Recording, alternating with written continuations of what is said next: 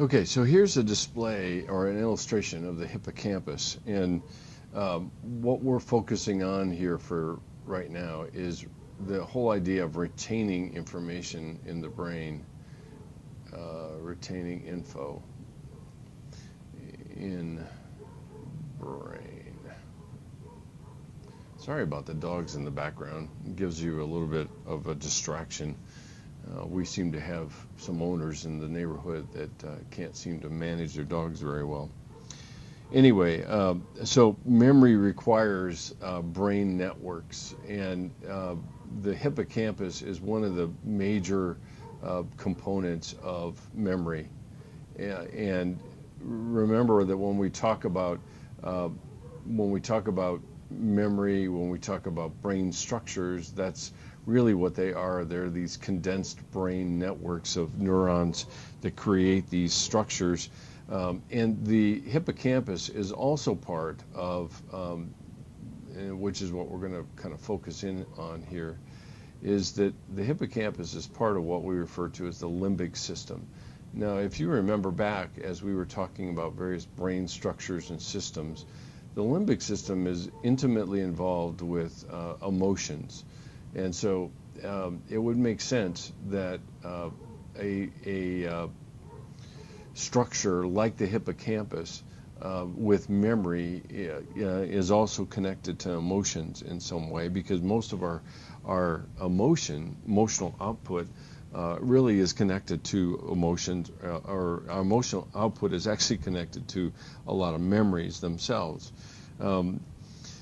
So the hippocampus is a key area that is these horn-like structures, and they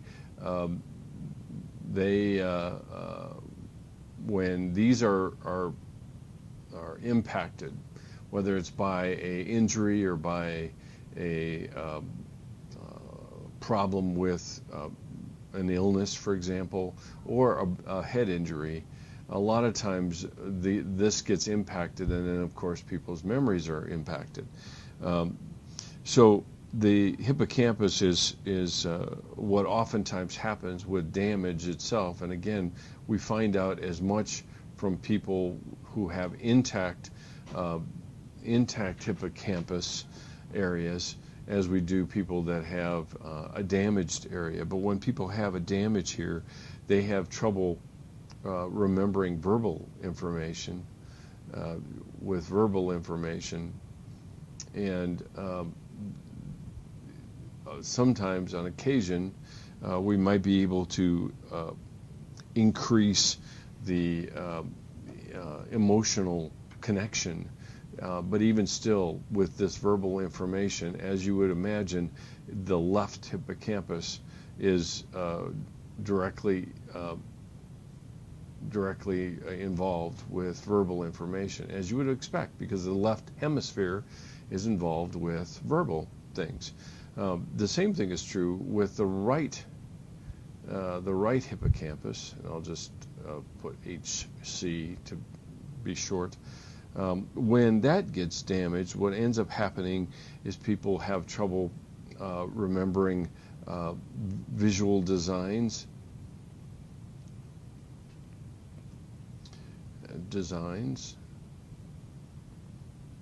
and locations. And so if they've had any kind of facility at finding their way around, and they end up with damage in the right hippocampal area, they begin to have difficulty with finding their way around, maybe even recalling from memory various visual designs that they would otherwise be quite adept at. Now, the other key area is the cerebellum, and I already mentioned this to you a little bit. There's an illustration in your book, but I'm going to explain it here. First, the cerebellum, which a lot of times we think of in terms of movement and coordination, but in this case, with coordination, I'll just put it down here.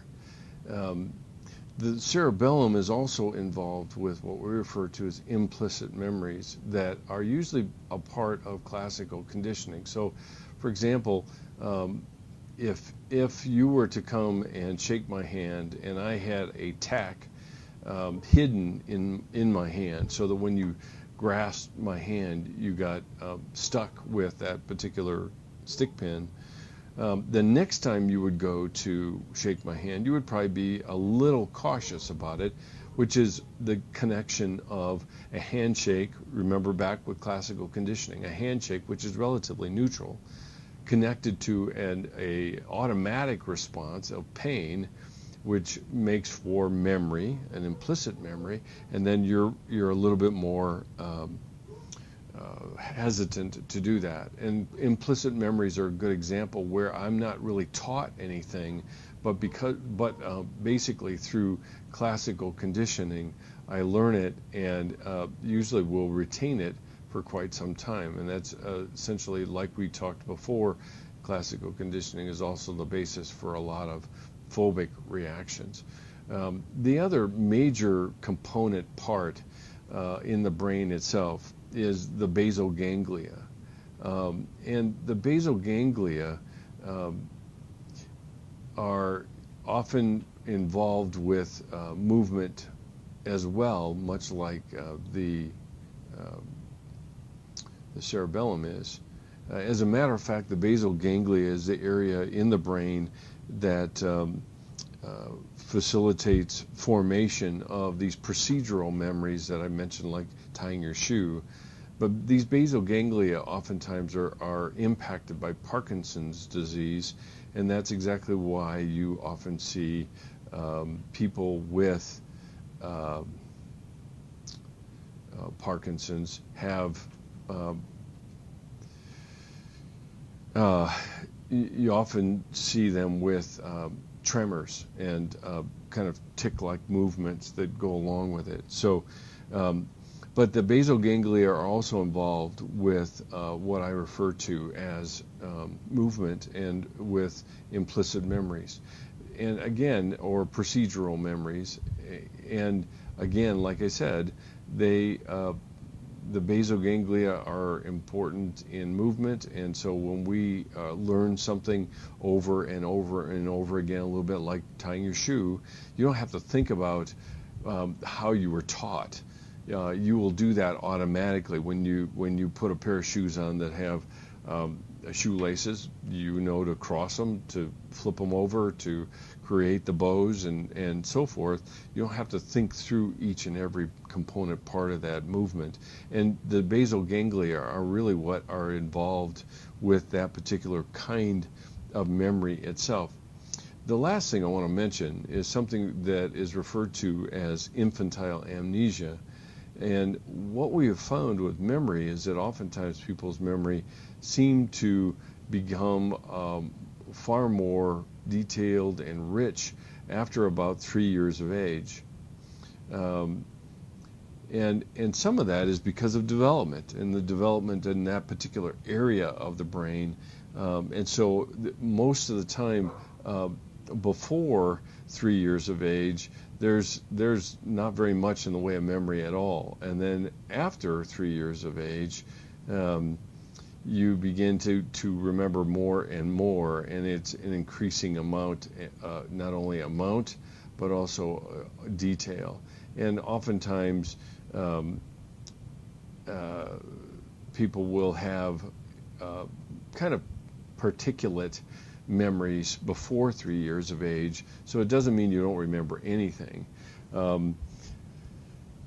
But it's not nearly as developed along that in terms of amount and detail as it would be after 3 years of age. And part of that is because the hippocampus and this temporal lobe area is really some of the last areas to develop in the brain itself.